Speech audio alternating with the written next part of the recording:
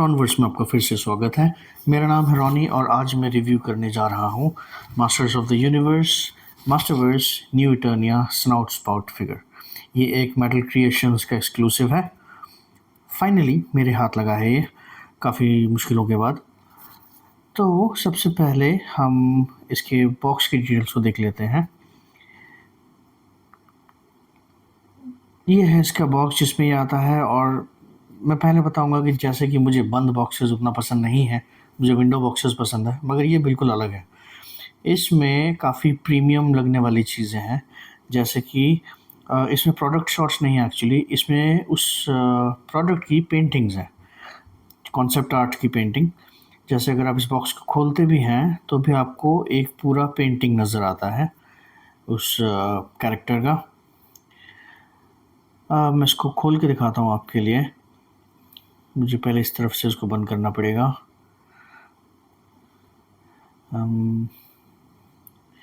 Okay, पीछे भी जैसे कि पहले बताया मैंने, इसमें एक और पेंटिंग है। इसमें ऊपर लिखा हुआ है new Eternia, original design inspired by classic concepts. अब नीचे लीगल चीज़ें लिखी हुई हैं। एक चीज़ हम ध्यान दीजिए कि इस पैकेज में कहीं पे भी इसका नाम नहीं लिखा हुआ, मगर इस डब्बे को खोलने पे अंदर लिखा हुआ है स्नाउट स्पाउट। अब यहाँ से ये डब्बा आगे भी खुलता है और अंदर एक और पेंटिंग आपको दिखती है जो कि बैकग्राउंड की तरह भी यूज़ हो सकता है। इसके अंदर क्या है वो मैं आपको फ़ोटो दिखा सकता हूँ क्योंकि मैं ऑलरेडी निकाल चुका हूँ इसको, मगर काफ़ी अच्छी तरीके से रखा हुआ है। कलेक्टर फ्रेंडली बॉक्स है, बहुत ही अच्छा पैकेजिंग है, प्रीमियम पैकेजिंग है। मुझे प्रेजेंटेशन से काफ़ी खुशी है, काफ़ी अच्छे से बनाया इन लोगों ने, तो मैं इसको 9 दूंगा 10 आउट ऑफ 10। अब हम फिगर पे ध्यान देते हैं। तो ये है हमारा स्नाउट स्पाउट फिगर। पहली चीज़ जो हम करेंगे वो उसकी हाइट चेक करेंगे। इसकी हाइट थोड़ी ज़्यादा है दूसरे फिगर से, वो देख के ही बड़ा दिखता है। तो ये है इसके सिर के ऊपर तक 8 इंचेस। तो मैं इसके सेंटीमीटर्स में अगर देखूँ तो 20.3 है। और अभी मैं इसके कान के ऊपर तक नहीं चेक कर रहा हूँ, उसके सिर्फ सिर के ऊपर तक चेक कर रहा हूँ, क्योंकि कान के ऊपर तक वो अराउंड 9 इंचेस बैठ जाता है। इसके ऊपर अगर मैं देखूँ तो ये 9 इंच का है, 22.8 सेंटीमीटर्स, काफ़ी बड़ा है इवन 7 इंच स्केल के हिसाब से भी। दूसरे 7 इंच लाइन्स के साथ एक बार आपको कंपेयर करके दिखाता हूँ 6 इंच लाइन्स के साथ भी, कि आपके शेल्फ पे कैसा दिखेगा अगर आपके पास वो लाइन्स अलग अलग रखे हुए हैं। तो सबसे पहले यहाँ पे है ही मैन, जो सबसे पहली सीरीज़ में आया था मास्टरवर्स में। और ये भी बता दो कि ये ही मैन थोड़ा सा लंबा था अपने बाकी फिगर से, वो भी इस नए फिगर से छोटा है थोड़ा। इसके बाद दूसरा 7 इंच फिगर जो मेरे पास है वो है मैकफार्लेन का, बहुत ही बेहतरीन सा ब्रूस वेन, जो स्काई डाइव वर्जन है। उसकी हाइट भी थोड़ी सी कम है स्नाउट स्पाउट से। इसके बाद मैं आपको दिखाता हूँ स्नाउट स्पाउट की हाइट 6 इंच स्केल के कैरेक्टर्स के साथ कैसी है। 6 इंच स्केल में सबसे पहले मैं दिखाऊंगा आपको पीटर पार्कर। अब ये पीटर पार्कर जो है ये मार्वल लेजेंड्स का है, और मार्वल लेजेंड्स में काफ़ी अलग अलग हाइट के फिगर्स होते हैं। ये एवरेज हाइट का मार्वल लेजेंड्स है, ना ज़्यादा लंबा ना ज़्यादा छोटा। तो उस हिसाब से अगर आप देखेंगे तो 6 इंच स्केल काफ़ी छोटा है इस फिगर के सामने। जो नेक्स्ट है वो है जी.आई. जो क्लासिफाइड सीरीज़ का 002 स्नेक आइज। थोड़ा सा ढीला पड़ा हुआ है कमर से, मगर गलत मत सोचिएगा, ये मेरा फेवरेट कैरेक्टर्स में से है, फेवरेट फिगर्स में से भी है। एक बड़े फिगर के साथ भी मैं आपको दिखाता हूँ। ये है डायमंड सिलेक्ट का मार्वल सिलेक्ट, काफ़ी बड़े साइज़ का रेड हल्क। ये अगर आपके पास है या अगर आपके पास नहीं भी है तो ये बता दूँ कि ये काफ़ी बड़े साइज़ का फिगर है, काफ़ी भारी भी है। और इसके साथ भी जैसे आपको देखना, देखिए मेरा कैमरा भी हिलाना पड़ रहा है मुझे, इसके साथ भी ये फिगर बहुत छोटा नहीं दिखता, इसके साथ भी बुरा नहीं लग रहा है क्योंकि इसका साइज़ भी अच्छा है काफ़ी। सो ज़्यादातर लाइंस के साथ ये फिगर सूटेबल रहेगा आपके शेल्फ में, चाहे आप इसको, क्योंकि ये आधा रोबोट है और आधा इंसान है, तो आप किसी भी टाइप के साई-फाई में या पोस्ट एपोकलिप्टिक किसी भी शेल्फ में आप इसको सूटेबली रख सकते हैं। तो अब जो मैं इसको रेटिंग दूँगा वो इस हिसाब से होगा कि इसमें 2 तरह की चीज़ें हैं, एक ये आधा इंसान है और एक आधा साइबरनेटिक्स है। तो इसको चेक करने के लिए कैरेक्टर आर्ट में हमारे पास सिर्फ यही है जिसके साथ हम कंपेयर कर सकते हैं कि इसकी बेसिस पे इसकी स्कल्पटिंग किस तरह हुई है, तो स्कल्पटिंग पे मैं इसको रेटिंग दे सकूं। अब यहाँ से अगर मैं, क्योंकि इसकी ज़्यादा बैकग्राउंड किसी भी कार्टून में दिया नहीं गया था, ज़्यादा भी कोई डिटेल्स इसके थे नहीं, बस एक दो बार कैमियो रोल्स में आया था और नए रेवोल्यूशंस एनिमेटेड सीरीज़ में भी थोड़ी देर के लिए इसका अपीयरेंस था। तो उस बेसिस पे अगर हम देखते हैं तो इस फ़ोटो से जो डिटेल्स हमें मिल सकती हैं उसके बेसिस पे मैं कंपेयर करूँगा। हमें ये देखना है कि जो उन्होंने बॉडी दी है इसकी, वो काफ़ी हद तक स्पॉट ऑन है। जो फ़ोटो हमने देखी अभी, सारी डिटेल्स बिल्कुल हूबहू सेम है।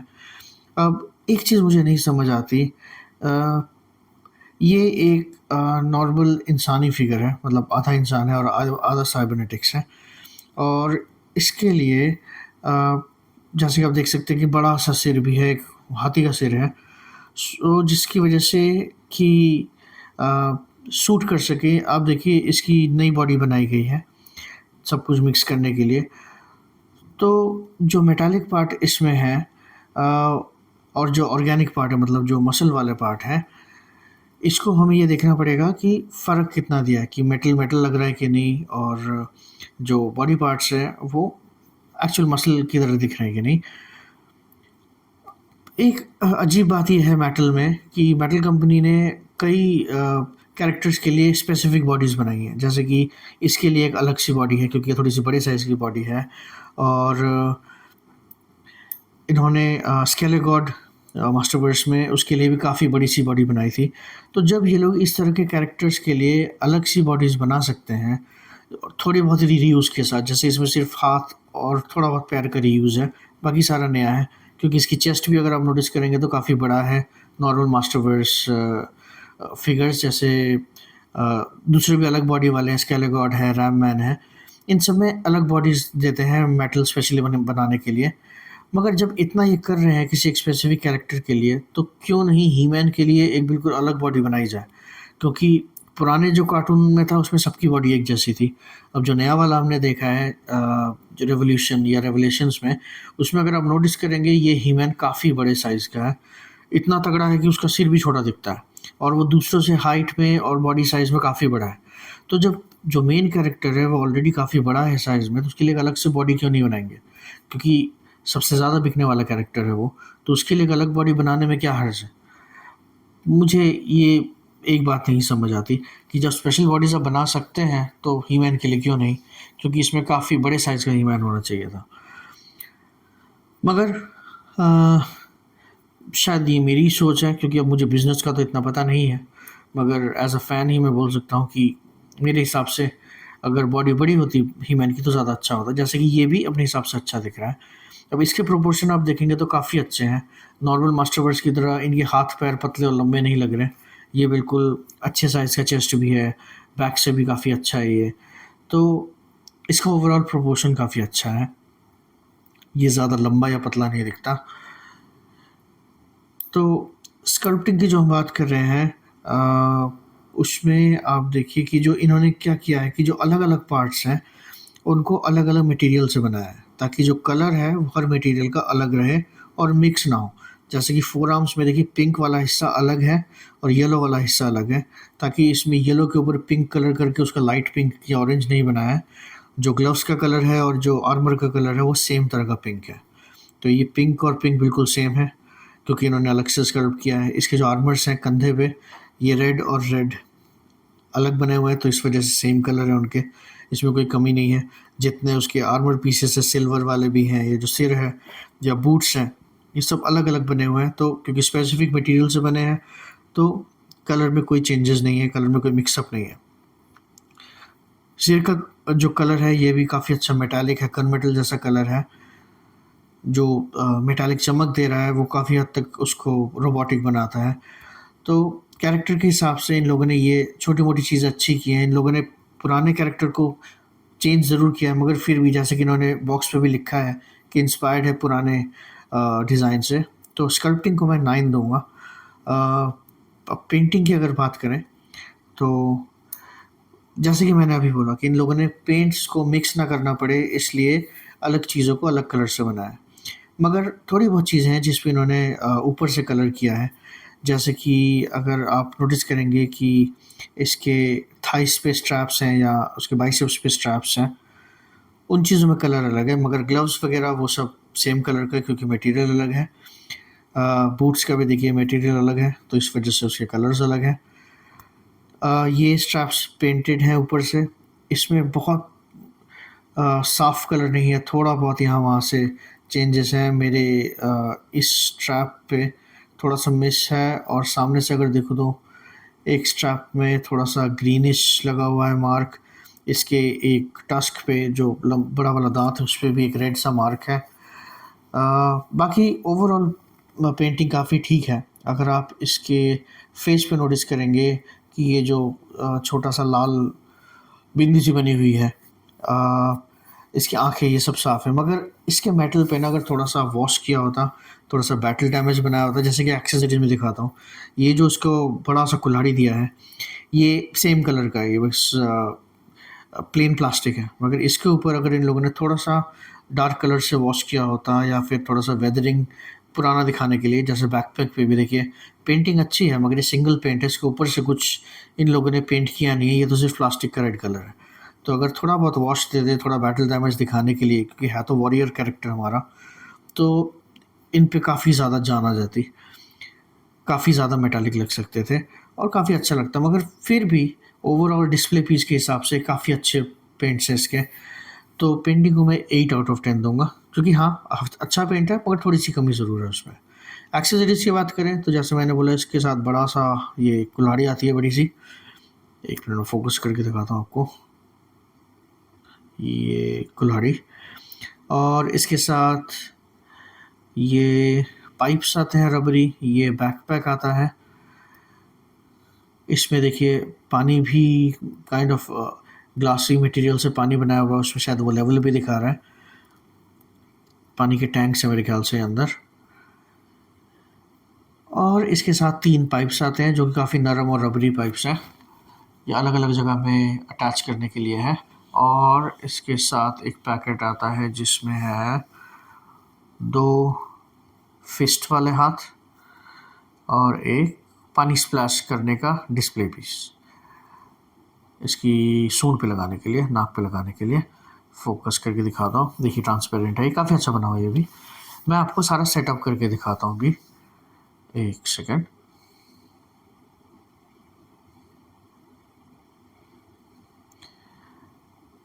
ओके, तो ये है हमारा एक्शन फिगर पूरा सेटअप के साथ, सारा एक्सेसरीज के साथ। इसमें इसका कोई बुकलेट नहीं है जिसमें पता चले क्या करना है। आप अगर मेनली बाहर वाला फ़ोटो देखेंगे तो पता चल जाएगा कौन सा पाइप कहाँ जाता है और किस तरह से सेटिंग करनी है उसकी। एक्सेसरीज भी काफ़ी अच्छे हैं इसके, मगर हाँ, जैसे कि मैंने बोला कि उसकी कमी ये है कि उसमें अगर वॉश वगैरह होता तो थोड़ा बैटल डैमेज दिखता। अब मुझे पता नहीं इससे ज़्यादा इसके पास क्या हो सकता था, क्योंकि ये कैरेक्टर इतना ज़्यादा दिखा नहीं है कभी कार्टून में। मगर हाँ, जैसे थोड़ा बहुत अगर ऐसा कुछ होता ना कि इसके बैकपैक में पानी डाल सकते और उसको स्प्रे कर सकते, जैसे विंटेज टाइम में ना, पुराने टाइम में जब हम छोटे थे, तो इस टाइप की चीज़ें टॉयज़ में काफ़ी हुआ करती थी कि वो कुछ कुछ करेगा। मगर आज के टाइम में क्योंकि कलेक्टर्स के लिए बनते हैं, तो वो छोटी मोटी चीज़ें भी कंपनीज डालती नहीं हैं, क्योंकि उनको प्रीमियम बोला जाता है। मगर हाँ, इस टाइप की छोटी मोटी चीज़ें खिलौने को खिलौना बनाती हैं, तो फ़न फैक्टर भी बढ़ता है उससे। मगर एक्सेसरीज़ इसके काफ़ी हैं, काफ़ी हद तक हैं। थोड़ा सा वेदरिंग होता या थोड़ा सा वेयर एंड टेयर दिखाते तो और अच्छा होता, क्योंकि ये वॉरियर है तो थोड़ा बहुत तो डैमेज दिखना चाहिए। मगर एक्सेसरीज़ के लिए मैं इसको 10 में से 9 दूँगा, क्योंकि जितना मैं सोच सकता हूँ उतनी चीज़ें हैं इसके साथ। अब हम बात करते हैं आर्टिकुलेशन, मतलब इसके जॉइंट्स कितने अच्छे से मुड़ते हैं। मैं पहले एक्सेसरीज निकाल दूँ, फिर आपको बताता हूँ आर्टिकुलेशन। आर्टिकुलेशन देखिए, अगर हम कंपेयर करते हैं पुराने like vintage master of the universe के साथ, सो ऑब्वियसली मास्टरवर्स में काफ़ी ज़्यादा आर्टिकुलेशन अच्छे हो गए हैं। इन लोगों ने मेनली आर्टिकुलेशन देने में हमें काम किया ताकि पोजेबिलिटी बढ़े, ताकि आप इनके फ़ोटोज़ वगैरह अच्छे ले सकें। तो इसमें जितने आर्टिकुलेशन हम सोच सकते हैं मास्टरवर्स में होगा वो सब है, थोड़े एक्स्ट्रा ही हैं बल्कि। क्योंकि पहला एक्स्ट्रा है इसके कान, जो मैंने सोचा नहीं था कि आर्टिकुलेट होंगे। इसकी गर्दन काफ़ी अच्छे से आर्टिकुलेट होती है क्योंकि डबल बॉल जॉइंट पे है। अगर हम गर्दन को इसका उठाएंगे तो वो ऊपर देख सकता है, मगर इसके सूंड के वेट की वजह से वो नीचे आ जाता है। देखिए नीचे आ जाता है वो, क्योंकि वेट तो है, तो वैसे मूवमेंट है वहाँ पे। ये ज़्यादा नीचे नहीं देख सकता क्योंकि फिर से उसका सूंड अटकता है बीच में। साइड टू साइड देख सकता है, गर्दन टेढ़ी हो सकती है अच्छे से। इसके शोल्डर्स आर्मर होने के बावजूद पूरा 90 डिग्री उठ सकते हैं, नीचे आ सकते हैं। बाइसेप्स स्विvel दिया हुआ है हमें। इसके बाइसेप्स, एक्चुअली इसके बाइसेप्स सिंगल जॉइंटेड है, इसमें डबल जॉइंट नहीं है। मगर मैं समझ सकता हूँ कि अगर इसमें डबल जॉइंट देते तो ये इतना साफ़ सुथरा अच्छा जॉइंट नहीं दिखता, थोड़ा बुरा दिखता, तो इसलिए मुझे कोई दिक्कत नहीं है। और इसके रिस्ट में रोटेशन है और हिंज है। इसके एब क्रंच में आर्मर्स की वजह से बहुत ज़्यादा नहीं है, मगर है एब क्रंच थोड़ा सा आगे तक और थोड़ा पीछे भी।